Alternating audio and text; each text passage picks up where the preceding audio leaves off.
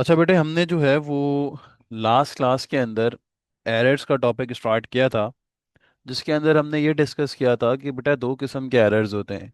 एक वो एरर्स होते हैं जो ट्रायल बैलेंस को अफेक्ट नहीं करते, और एक वो एरर्स होते हैं जो ट्रायल बैलेंस को अफेक्ट करते हैं। लास्ट क्लास के अंदर हमने जो एरर्स स्टार्ट किए थे वो वाले एरर्स डिस्कस किए थे जो ट्रायल बैलेंस को अफेक्ट नहीं करते, जिसमें मैंने आप लोग को समझाया था कि डबल एंट्रीज बनाते वक्त और टी अकाउंट्स बनाते वक्त अकाउंटेंट से गलती हुई है, लेकिन फिर भी उससे ट्रायल बैलेंस पे अफेक्ट नहीं आएगा। डेबिट और क्रेडिट साइड इक्वल आएगी। वो जो एरर्स थे बेटा, वो टोटल 6 एरर्स थे, जिसमें हमने ओमिशन, कमीशन, प्रिंसिपल और रिवर्सल को डिस्कस करा था इन डिटेल्स। मैंने कहा था दो एरर्स बच गए हैं। एक था एरर ऑफ ओरिजिनल एंट्री और एक था बेटा एरर ऑफ कंपनसेटिंग। ये दो एरर्स हमारे रह गए थे। ये वो एरर्स हैं जो अगेन ट्रायल बैलेंस को अफेक्ट नहीं करते। तो इन दोनों एरर्स को कंप्लीट करने के बाद आज वाली क्लास के अंदर हम वो एरर्स भी डिस्कस करेंगे जो ट्रायल बैलेंस को अफेक्ट करते हैं। ठीक है, तो बिगिन करते हैं बेटा आज वाली क्लास। लास्ट क्लास के अंदर हमने 4 एरर्स डिस्कस किए थे। पांचवा जो एरर है बेटा वो है एरर ऑफ ओरिजिनल एंट्री। याद रखना, मैं वो एरर्स डिस्कस कर रहा हूँ अभी भी जो ट्रायल बैलेंस को अफेक्ट नहीं करते हैं। ठीक है। अच्छा, एरर ऑफ ओरिजिनल एंट्री का बेटा क्या सीन है? बेटा एरर ऑफ ओरिजिनल एंट्री का मतलब ये होता है कि जब अकाउंटेंट ट्रांजैक्शन में गलत अमाउंट रिकॉर्ड कर ले। गलत अमाउंट रिकॉर्ड हो जाए दोनों साइड पे, डेबिट पे भी और क्रेडिट पे भी, जिसकी वजह से ट्रायल बैलेंस पे अफेक्ट नहीं आता। जैसे for an example, payment of rent $500 by cheque was recorded in the books as $50। बेटा मैंने रेंट पे करा था चेक के थ्रू, कितना? $500। तो मुझे एंट्री क्या बनानी चाहिए थी? रेंट डेबिट बाय 500, क्योंकि एक्सपेंस है, और बैंक से पैसा जा रहा है तो bank credit by 500। But accountant ने बुक्स में क्या करा, 500 की जगह गलती से अमाउंट कितनी लिख ली बेटा? 50। यानी रेंट को भी 50 से डेबिट किया और बैंक को भी 50 से क्रेडिट करा। अकाउंटेंट एक जीरो डालना भूल गया। अब बेटा मुझे इस एंट्री को करेक्ट करना पड़ेगा। तो करेक्ट करने के लिए देखो हम क्या करेंगे, ध्यान से सुनना। मुझे रेंट को कितने से बढ़ाना था बेटा? 500 से। मैंने कितने से बढ़ाया बेटा? 50 से। तो बेटा मैं इसको करेक्ट करने के लिए क्या करूंगा, रेंट को 450 से और बढ़ा दूंगा, और रेंट जब बढ़ेगा तो डेबिट हो जाएगा। सिमिलरली मैं बैंक को भी बेटा क्या करूंगा, 450 से कम कर दूंगा, क्योंकि मुझे 500 से कम करना था, अकाउंटेंट ने 50 से कम किया, तो मैंने 450 से और कम कर दिया ताकि अफेक्ट पूरा हो जाए। तो एरर ऑफ ओरिजिनल एंट्री का क्या सीन होता है कि इसमें अकाउंटेंट दोनों साइड्स पे गलत अमाउंट रिकॉर्ड कर लेता है। अगर तो अकाउंटेंट ने अंडर स्टेट कर दिया, जैसे 500 की जगह 50 लिख दिया था, कम कर दिया था, तो तुम बढ़ा दो जो भी डिफरेंस है। और अगर तो ओवर स्टेट कर दिया, जैसे for an example, paid rent 500 by cheque was recorded in the books as 5000। लिखना कितनी थी अमाउंट? 500। अकाउंटेंट ने फॉर एन एग्जाम्पल 5000 लिख दी। अब देखो क्या करोगे, रेंट को कितने से बढ़ाना था? 500 से। अकाउंटेंट ने कितने से बढ़ा दिया बेटा? 5000 से बढ़ा दिया। तो अब हम इसको करेक्ट करने के लिए क्या करेंगे, रेंट को 4500 से कम कर देंगे। है ना, एक चीज 500 से बढ़ानी थी, आपने 5000 से बढ़ा दी, तो 4.5 से जो फजूल में बढ़ाया उसको कम कर दिया। और बैंक को 4500 से बढ़ा दोगे, क्योंकि बैंक को 500 से कम करना था, आपने 5000 से कम कर दिया, तो 4.5 से दोबारा बढ़ा दोगे। तो इसमें क्या होता है कि इसमें आप करेक्टेड एंट्री बनाते हो बाय डिफरेंस। बस ये देख लेना कि भाई अगर अंडर स्टेट कर दिया है तो कैसे एंट्री बनेगी, और अगर ओवर स्टेट कर दिया है तो कैसे एंट्री बनेगी। ठीक है। 50 लिख दिया था बुक्स के अंदर, तो रेंट जिसको 450 से बढ़ाना था मैंने उसको बढ़ा दिया, और बैंक जिसको 450 से कम करना था मैंने कम कर दिया। और अगर 5000 लिख दिया तो वो भी मैंने डिस्कस करा। तो एरर ऑफ ओरिजिनल एंट्री आसान है। याद रखना, ये जब भी ट्रायल बैलेंस को अफेक्ट नहीं करेगी जब दोनों साइड पे ये गलती हो, मतलब डेबिट पे भी गलत अमाउंट लिखी हो और क्रेडिट पे भी गलत अमाउंट लिखी हो, जब भी ये एरर ऑफ ओरिजिनल एंट्री कहलाएगा। ठीक है। अच्छा, जो लास्ट एरर है बेटा, जो अगेन ट्रायल बैलेंस को अफेक्ट नहीं करता, वो है बेटा एरर ऑफ कंपनसेटिंग। अगेन ये एरर बहुत बहुत कम टेस्ट होता है, अगर कोई पनौती बैठा होता है पेपर में तो आ ही जाता है। तो डिस्कस कर लेते हैं। देखो, एरर ऑफ कंपनसेटिंग का मतलब क्या होता है? एरर ऑफ कंपनसेटिंग का बेटा मतलब ये होता है कि जब दो एरर्स आपस में एक दूसरे को कैंसिल आउट कर दें। सर नहीं समझ आया। बेटा डेबिट साइड पे भी गलती हुई और क्रेडिट साइड पे भी गलती हुई विद द सेम अमाउंट, जिसकी वजह से ट्रायल बैलेंस बैलेंस ही हो गया। देखो मैंने क्या लिखा है, an error on the debit side of amount is offset by an error of the same amount on credit side. Debit पे भी गलती हुई और क्रेडिट पे भी गलती हुई विद द सेम अमाउंट, जिससे क्या हुआ, गलतियां आपस में कैंसिल आउट हो गई और ट्रायल बैलेंस बैलेंस आ गया। एग्जाम्पल से समझो। Both sales and discount allowed account are over stated by $150। Accountant ने सेल्स के अकाउंट और डिस्काउंट अलाउड के अकाउंट दोनों को 150 से ओवर स्टेट कर दिया। बेटा ओवर स्टेट का मतलब क्या होता है कि फजूल में बढ़ा दिया। अब बेटा सेल्स आपकी क्या होती है? इनकम। और इनकम बढ़ती है तो क्रेडिट साइड बढ़ जाती है। इसका मतलब क्या है कि क्रेडिट साइड 150 से बढ़ गई। डिस्काउंट अलाउड क्या है बेटा? एक्सपेंस। और एक्सपेंस बढ़ता है तो डेबिट साइड बढ़ती है, क्योंकि एक्सपेंस के नीचे डेबिट है। तो देखो क्रेडिट साइड भी 150 से बढ़ गई और डेबिट साइड भी 150 से बढ़ गई, जिससे इवेंचुअली ट्रायल बैलेंस बैलेंस आ गया। तो क्रेडिट और डेबिट दोनों पे गलती हुई विद द सेम अमाउंट, जिससे एरर ने एक दूसरे को कैंसिल आउट कर दिया। डेबिट पे भी 150 आ गया और क्रेडिट पे भी 150 आ गया, जिससे ये इक्वली हो गया। अब आप बेटा इसको करेक्ट करोगे। सेल्स अकाउंट जिसको आपने फजूल में बढ़ा दिया है, अब आप उसको कम करोगे ना, आपने ओवर स्टेट कर दिया था, कम करोगे।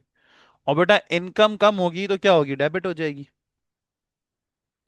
इसलिए आपने सेल्स के अकाउंट को क्या कर दिया? डेबिट कर दिया। और डिस्काउंट अलाउड के अकाउंट को भी कम करोगे, ओवर स्टेट किया था तो। और एक्सपेंस कम होता है तो बेटा क्या होता है? क्रेडिट। तो देखो बेटा आपने इसको करेक्ट कर दिया। सेल्स जिसको फजूल में बढ़ाया था आपने उसको कम कर दिया, इनकम कम हुई तो डेबिट। और एक्सपेंस जिसको फजूल में बढ़ाया था उसको भी कम कर दिया, एक्सपेंस कम हुआ तो क्रेडिट। तो ये था बेटा आपका एरर ऑफ कंपनसेटिंग, कि डेबिट पे भी गलती हुई और क्रेडिट पे भी गलती हुई विद द सेम अमाउंट, जिससे इवेंचुअली ट्रायल बैलेंस बैलेंस हो गया। तो जो गलती है सिर्फ उसको करेक्ट कर लो भाई, इतना सिंपल है। मैंने पहले भी तुम लोगों को कहा था इसमें डबल एंट्री का गेम है। बेटा ये 6 एरर्स हैं जो ट्रायल बैलेंस को अफेक्ट नहीं करते। ओमिशन, जब ट्रांजैक्शन रिकॉर्ड ना हो। कमीशन, गलत अकाउंट लेकिन नेचर सेम। प्रिंसिपल, गलत अकाउंट गलत nature. Reversal, wrong sides of accounts, जिसमें हमने बहुत डिटेल डिस्कशन की थी कि इसमें करेक्टेड अमाउंट बनेगी डबल अमाउंट से। क्यों बनेगी हमने बताया था।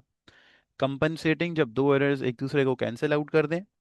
ओरिजिनल एंट्री, जब दोनों साइड्स पे गलत अमाउंट रिकॉर्ड हो जाए। गुड सीन हो गया। बेटा ये 6 वो एरर्स थे जो ट्रायल बैलेंस को अफेक्ट नहीं करते। अब आते हैं बेटा मेन चीज पे, जो वो एरर्स जो ट्रायल बैलेंस को अफेक्ट करते हैं, जिसमें बेसिकली हम सस्पेंस अकाउंट के ऊपर भी डिस्कशन करेंगे बेटा। बहुत से बच्चे इसमें फंसते हैं। आओ अब डिस्कस करते हैं क्या होते हैं। हम वो एरर्स डिस्कस कर रहे हैं जो ट्रायल बैलेंस को अफेक्ट करते हैं, हाँ बेटा। तो अब थोड़ा सा ध्यान से सुनना है हमें। बेटा लेट्स अज्यूम, मैं इसको एक एग्जांपल के थ्रू समझाऊंगा तो साथ साथ रहना। लेट्स अज्यूम हम लोग एक ट्रायल बैलेंस बना रहे हैं, ठीक है। अच्छा, जब हमने ट्रायल बैलेंस की लेट्स अज्यूम डेबिट साइड का टोटल किया ना, तो डेबिट साइड का टोटल आ रहा था $36,000। फॉर एन एग्जाम्पल कितना टोटल आ रहा था? 36,000। और जब हमने क्रेडिट साइड का टोटल किया तो क्रेडिट साइड का टोटल आ रहा था बेटा 37,000। क्या बेटा मेरा ट्रायल बैलेंस बैलेंस हो रहा है? नहीं हो रहा सर। डेबिट का टोटल 36 है, क्रेडिट का टोटल 37 है। तो आपका ट्रायल बैलेंस बैलेंस नहीं हो रहा। यानी यहाँ पे उन एरर्स ने अफेक्ट करा है जिन्होंने ट्रायल बैलेंस पे अफेक्ट कर दिया है। अगर यहाँ पे omission, commission, principle, reversal, compensating और ओरिजिनल एंट्री होते ना बेटा, तो उसमें ट्रायल बैलेंस बैलेंस ही आता है, क्योंकि वो ट्रायल बैलेंस को अफेक्ट नहीं करते। ठीक है, यहां पे ट्रायल बैलेंस बैलेंस नहीं हो रहा। जब बेटा ट्रायल बैलेंस बैलेंस नहीं होता ना, तो अकाउंटेंट आगे की फाइनेंशियल स्टेटमेंट्स नहीं बना सकता। आगे फाइनेंशियल स्टेटमेंट्स बनती हैं, वो तुम लोग आगे सीखोगे भी, इनकम स्टेटमेंट और बैलेंस शीट जैसे एसओएफपी बोलते हैं, वो जब तक नहीं बन सकती जब तक आपका ट्रायल बैलेंस बैलेंस नहीं होगा। तो इसका बैलेंस होना बहुत जरूरी है, क्योंकि जब तक ये बैलेंस नहीं हुआ जब तक आगे का प्रोसीजर रुक जाएगा। अब ये बैलेंस क्यों नहीं हो रहा? ऑब्वियसली कोई ना कोई गलती हुई है, जब भी बैलेंस नहीं हो रहा। और बेटा सारे अकाउंट्स चेक करना और गलती को आइडेंटिफाई करने में बहुत टाइम लगेगा, टाइम टेकिंग है। तो इसीलिए अकाउंटेंट क्या करता है, शॉर्ट टर्म में ट्रायल बैलेंस को बैलेंस करने के लिए जो साइड वीक होती है ना बेटा, वहां पे लिख देता है सस्पेंस। क्या लिख देता है बेटा? सस्पेंस। कि भाई जो गलती है वो अभी क्या है, सस्पेंस है। और ट्रायल बैलेंस को बैलेंस कर देता है शॉर्ट टर्म के लिए, ताकि आगे का जो प्रोसीजर है ना वो ना रुके, वो अपनी जगह कंटिन्यू होता रहे। तो इसीलिए अकाउंटेंट क्या करता है, शॉर्ट टर्म में ट्रायल बैलेंस को बैलेंस करने के लिए क्या करता है बेटा, जो साइड वीक होती है वहां क्या लिख देता है बेटे, सस्पेंस। कि सर जो अभी गलती है वो अभी आइडेंटिफाई नहीं हुई है, वो सस्पेंस है। तो हमें डेबिट साइड पे 1,000 रुपए का बैलेंस ढूंढना है, वो अभी हमारी बुक्स में क्या है, सस्पेंस है। तो ये लिखते ही अकाउंटेंट क्या करता है, अपनी बुक्स के अंदर, बेटा ध्यान से सुनना बहुत इंपॉर्टेंट है, सस्पेंस अकाउंट ओपन कर लेता है। क्या ओपन कर लेता है बेटा? सस्पेंस अकाउंट ओपन कर लेता है। और इस सस्पेंस अकाउंट में अकाउंटेंट मेंशन करता है कि भाई difference as per trial balance, यानी कि डेबिट साइड का हमें 1,000 रुपए का हिसाब ढूंढना है। याद रखना बेटा, सस्पेंस अकाउंट की कोई नेचर नहीं है। जरूरी नहीं है ये डेबिट पे ही है, क्रेडिट पे भी आ सकता है। इसकी कोई नेचर नहीं है, जैसे सबकी होती है ना, बढ़ता है डेबिट, कम होता है क्रेडिट, या वाइस वर्सा। इसकी कोई नेचर नहीं है। अगर ये 37 होता और ये 36 होता तो अकाउंटेंट शॉर्ट टर्म में बैलेंस करने के लिए क्रेडिट साइड पे 1,000 रुपए से सस्पेंस खोल लेता। और अगर क्रेडिट पे खुलता तो हम सस्पेंस अकाउंट की क्रेडिट साइड पे लिखते कि हमें 1,000 रुपए का हिसाब क्रेडिट साइड का ढूंढना है। तो समझ रहे हो? तो इसीलिए सस्पेंस अकाउंट का क्या सीन है कि शॉर्ट टर्म में ट्रायल बैलेंस को बैलेंस करने के लिए हम सस्पेंस ओपन करते हैं। ठीक है, जो गलती है वो अभी सस्पेंस है। अगर डेबिट पे ओपन हुआ है तो difference as per trial balance debit पे लिख दो। अगर क्रेडिट पे ओपन हुआ है, ठीक है, तो फिर difference as per trial balance credit पे लिख दो। तो ये वेरी करता है, वीकर साइड डेबिट है, डेबिट पे आ जाएगा, वीकर साइड क्रेडिट है, क्रेडिट पे आ जाएगा। ठीक है। अच्छा, अब अकाउंटेंट का टास्क क्या है कि उसको ये 1,000 रुपए का हिसाब ढूंढना है। ये हिसाब मिलेगा तो सस्पेंस अकाउंट बंद होगा, वरना जब तक हमारी बुक्स में सस्पेंस अकाउंट रहेगा, और सस्पेंस अकाउंट रहेगा तो उसको ढूंढना जरूरी है, क्योंकि ये अनआइडेंटिफाई एरर है, अभी तक गलती आइडेंटिफाई नहीं हुई है। तो इसीलिए बेटा फॉर एन एग्जाम्पल अकाउंटेंट अब गलतियां ढूंढ रहा था, और जब बेटा वो गलतियां ढूंढ रहा था तो उसको एक गलती मिल गई। क्या गलती मिली? Dear discount receive, account has been over stated by $1,000। क्या गलती मिली? कि इसने डिस्काउंट रिसीव के अकाउंट को 1,000 रुपए से फजूल में बढ़ा दिया था। ओवरस्टेट मींस फजूल में बढ़ा देना। क्या करा था बेटा? डिस्काउंट रिसीव के अकाउंट को फजूल में 1,000 रुपए से बढ़ा दिया था। अब डिस्काउंट रिसीव इनकम है और इनकम को फजूल में बढ़ा दिए। अब बेटा हम इसको कम करेंगे ठीक करने के लिए, और इनकम कम होगी तो डेबिट होगी। तो इसीलिए बेटा इसको करेक्ट करने के लिए मैं क्या करूंगा, डिस्काउंट रिसीव के अकाउंट को डेबिट कर दूंगा बाय $1,000। ठीक करा ना बेटा, ओवर स्टेट हुआ तो मैंने उसको कम करा। इनकम कम होती है तो डेबिट होती है। क्या बेटा क्रेडिट साइड पे कुछ आ रहा है? डबल एंट्री का तो रूल है ना भाई, कि अगर एक चीज डेबिट हो रही है तो उस दूसरी चीज का क्रेडिट होना जरूरी है। बट इधर तो क्रेडिट पे कुछ नहीं आ रहा। क्यों नहीं आ रहा कुछ बेटा क्रेडिट पे? क्योंकि ये वो एरर है जिसने सिर्फ सिंगल अकाउंट पे अफेक्ट करा है। जब भी तो ट्रायल बैलेंस बैलेंस नहीं हुआ। सिंगल साइड पे अफेक्ट करा है, तो इसलिए इसकी ऑपोजिट साइड पे कुछ नहीं आ रहा। जब बेटा इसकी ऑपोजिट साइड पे कुछ नहीं आ रहा, तो वहां पे आप लिख दोगे क्या? सस्पेंस। क्या लिख दोगे बेटा? सस्पेंस। ताकि आपकी डबल एंट्री पूरी हो जाए।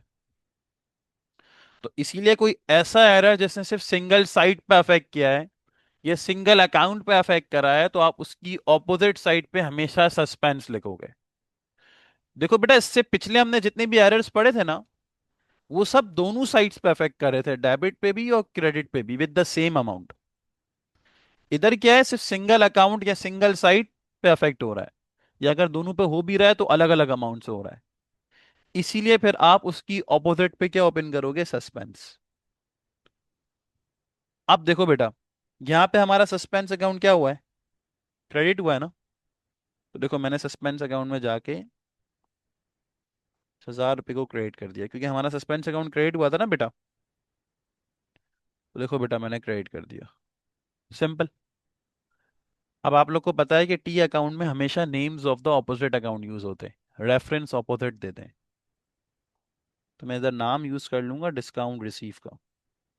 डिस्काउंट रिसीव का अकाउंट क्रेडिट नहीं हुआ यहाँ, सस्पेंस का अकाउंट ही क्रेडिट हुआ है, खाली नाम डिस्काउंट रिसीव का यूज किया है। लिख लिया बेटा। और इसके लिखने के बाद अगर आप लोग ने नोटिस करा हो, तो मेरा सस्पेंस अकाउंट ऑटोमेटिकली बैलेंस हो गया।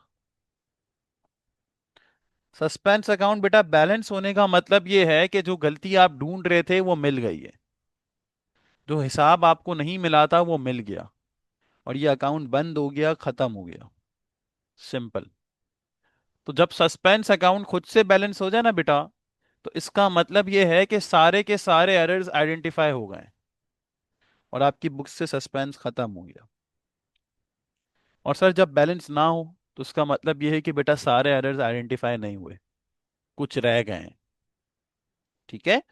तो इसीलिए हमने क्या सीखा, कि जो साइड वीकर होगी वहां सस्पेंस आएगा। डबल एंट्री बनाते हुए अगर कोई सिंगल अकाउंट या सिंगल साइड परफेक्ट है, तो ऑपोजिट पे सस्पेंस खोल लोगे। अगर सस्पेंस अकाउंट खुद से पूरा बैलेंस हो रहा है, तो इसका मतलब है सारे एरर्स आइडेंटिफाई हो गए, सस्पेंस अकाउंट क्लोज ऑफ हो गया, बंद हो गया। अगर सारे एरर्स आइडेंटिफाई नहीं हुए, तो इसका मतलब ये है कि सस्पेंस अकाउंट बैलेंस नहीं होगा। ठीक है। क्लियर हो गया? Any problem? तो डबल एंट्री बनाते वक्त अगर सिर्फ एक ही साइड पे कोई चीज आ रही है और दूसरे पे कुछ नहीं आ रहा, तो हमेशा सस्पेंस लिख देना है। अब इसके बेटा हम बहुत सारे पास पेपर्स के सवाल भी करेंगे इंशाल्लाह अगली क्लास के अंदर। मैंने पूरे 10 साल ये पास पेपर्स की वर्कशीट बनाई हुई है, मैं तुम लोग को दिखाता हूँ। अच्छे खासे सवाल हैं इसमें, तकरीबन 40-45 पेज की वर्कशीट है। मैक्सिमम कराऊंगा, बाकी कुछ होमवर्क भी दूंगा।